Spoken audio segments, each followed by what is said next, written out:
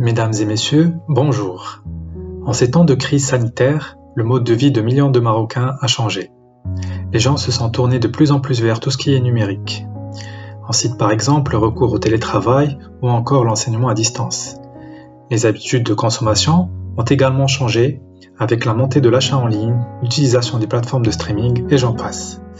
Pour développer ce sujet, j'accueille pour ce nouvel épisode du podcast Regard d'expert, Mohamed Amin Mahfoudi, expert en transformation digitale. Monsieur Mahfoudi, bonjour et merci d'avoir accepté notre invitation. Bonjour, je suis ravi de même. Cher invité, et comme on l'a si bien observé durant l'année 2020, le Maroc a fait un bond significatif en termes de digitalisation. Selon vous, 2021 sera-t-elle une année du digital par excellence ? Merci pour l'accueil. Effectivement, l'année 2020 est une année exceptionnelle, je dirais même est une année historique qui sera gravée dans la mémoire de tous les Marocains comme étant l'année de digitalisation par excellence.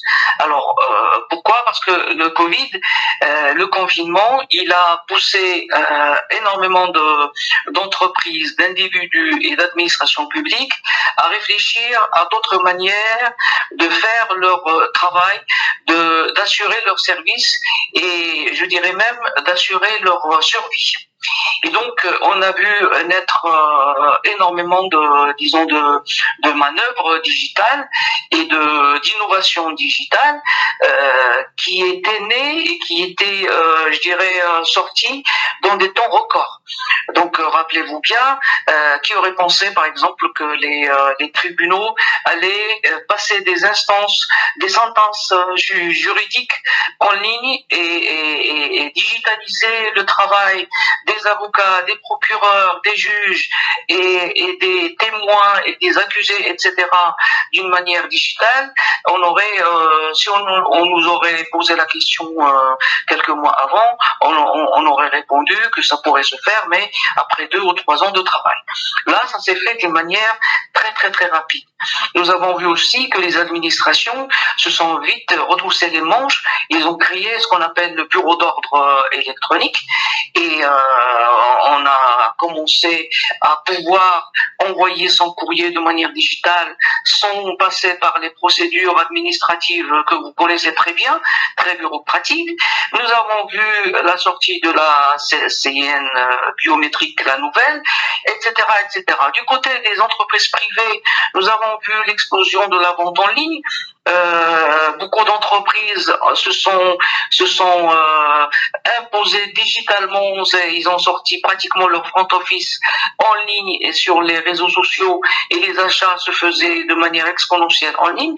Donc tout ça peut nous pousser à dire que l'année 2021 ne pourra être qu'une continuité de toute cette réflexion, mais avec beaucoup plus de stratégie, avec beaucoup plus de structuration. Parce qu'en 2020, c'était la précipitation, c'était un peu la gestion de la crise. Alhamdoulilah, heureusement, tout s'est bien passé.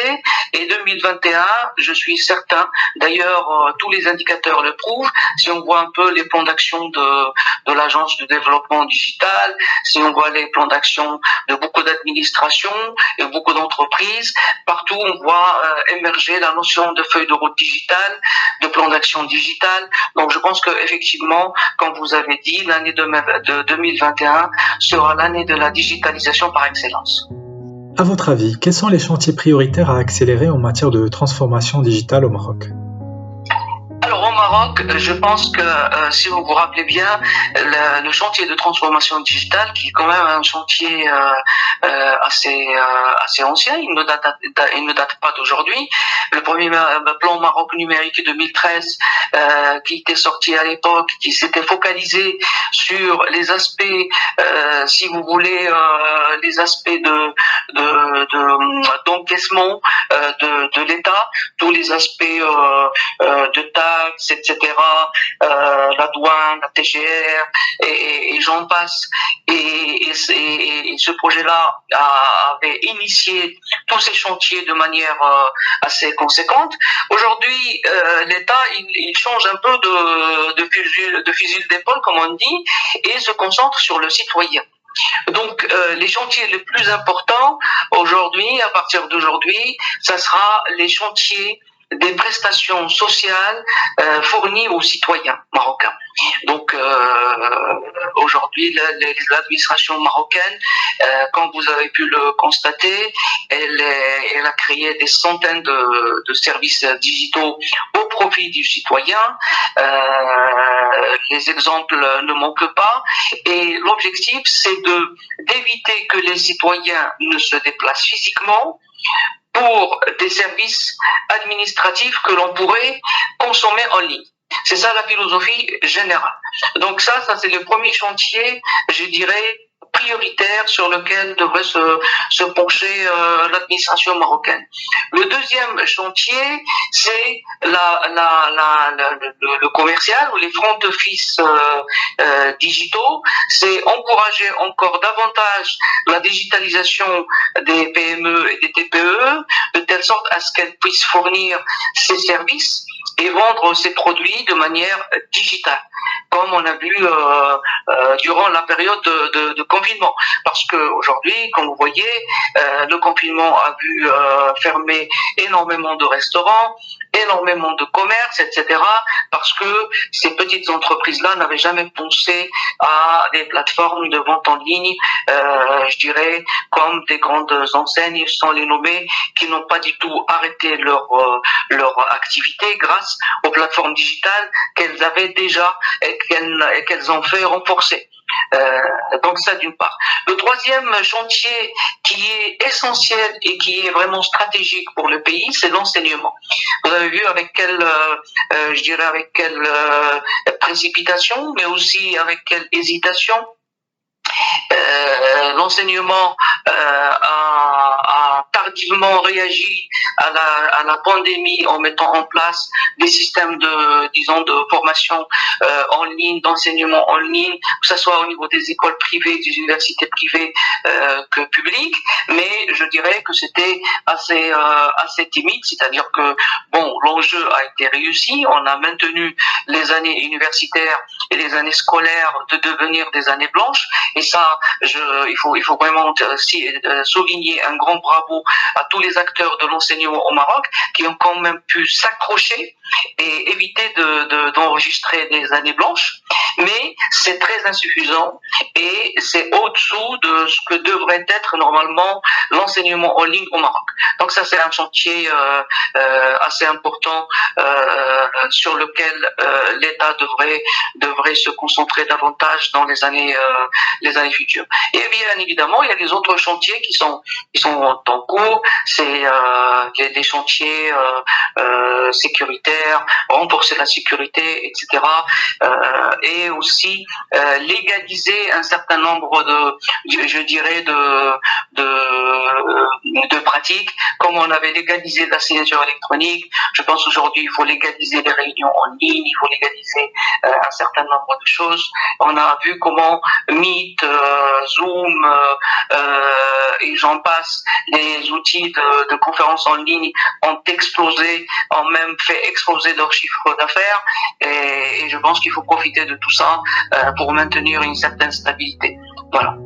S'agissant de l'administration publique, et comme vous l'avez si bien mentionné au début, la pandémie du Covid-19 a accéléré les différents chantiers digitaux dans ce volet-là. Et comment percevez-vous cette transformation digitale ? Alors l'administration marocaine, qui est la plus,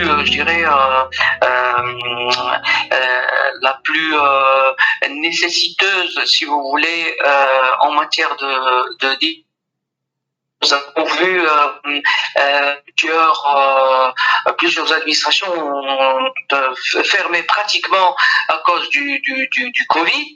Nous avons vu que beaucoup de services ont arrêté leur fonctionnement parce qu'il y avait des contaminés par-ci et par-là et qu'ils n'avaient pas d'autres alternatives. Alors l'administration marocaine, le plus grand chantier à attaquer, à mon avis, c'est le chantier de papivorité. Nous avons une administration publique très papivore. Et ça, c'est un problème en soi. Donc, en d'autres termes, il faudrait, à mon avis, revoir les processus de fonctionnement de nos administrations, c'est-à-dire revoir totalement le back-office de nos administrations et moderniser les procédures de travail, réduire la dépendance au papier, optimiser au maximum les process pour pouvoir les automatiser et pour pouvoir les digitaliser. Ça, c'est un premier aspect très important qui est nécessaire parce que, comme je le dis souvent, nul ne peut informatiser le désordre. On ne peut pas informatiser le désordre. La digitalisation, c'est un beau, je dirais, chantier, mais on ne peut pas l'entreprendre de n'importe quelle manière. Donc, il faut mettre de l'ordre d'abord dans les chantiers de l'administration publique, optimiser les processus, les réduire, les simplifier, les automatiser, sortir des boîtes logiques, moderniser, innover en termes de prestations administratives et après passer à la digitalisation. Ça, c'est un premier volet. Le deuxième volet, c'est l'infrastructure. Donc, nous avons remarqué aussi que au niveau de plusieurs administrations publiques, même si la volonté de digitaliser est là, l'infrastructure mise en place ne suit pas. Donc, il faudrait repenser l'infrastructure des administrations publiques de telle sorte à ce qu'elles puissent accueillir des projets de digitalisation d'un certain niveau.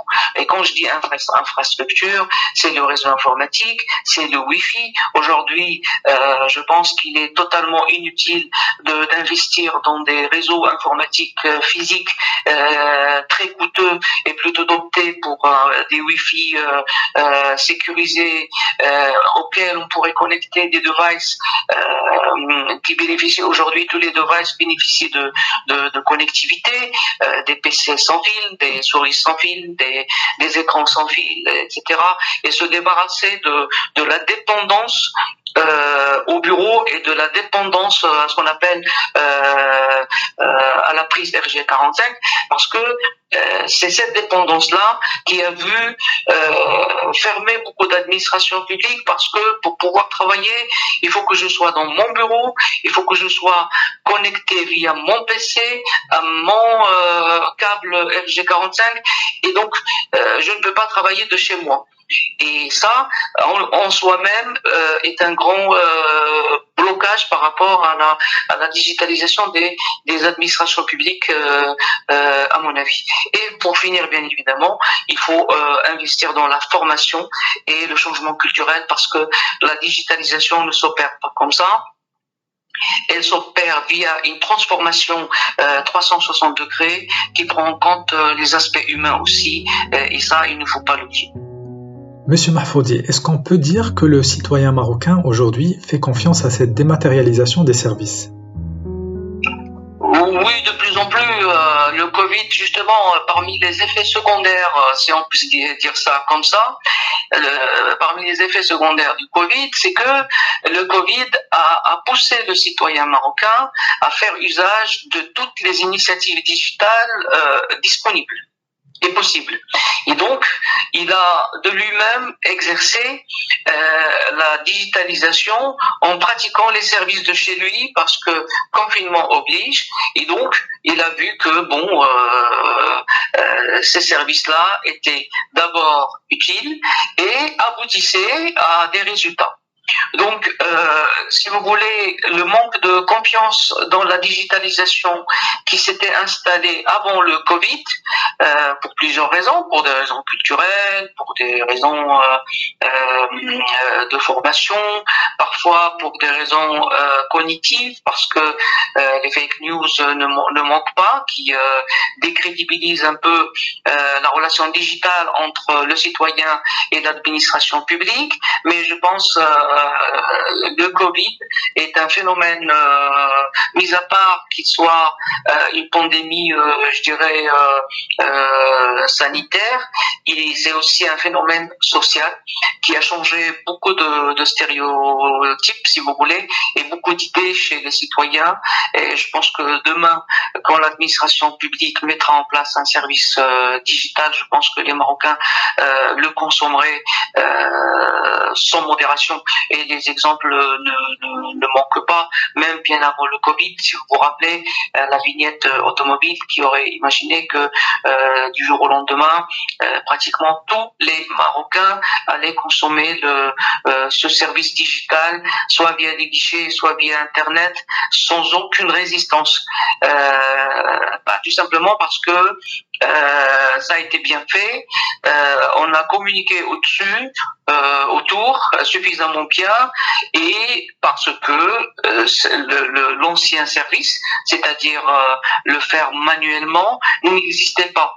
Et ça, c'est parmi les secrets, si vous voulez, ou les astuces digitales. C'est quand on offre un service digital, il faudrait rapidement supprimer l'ancien service manuel. Sinon, culturellement, les citoyens marocains continueraient à consommer l'ancien service au lieu du nouveau, et ça ne marchera jamais.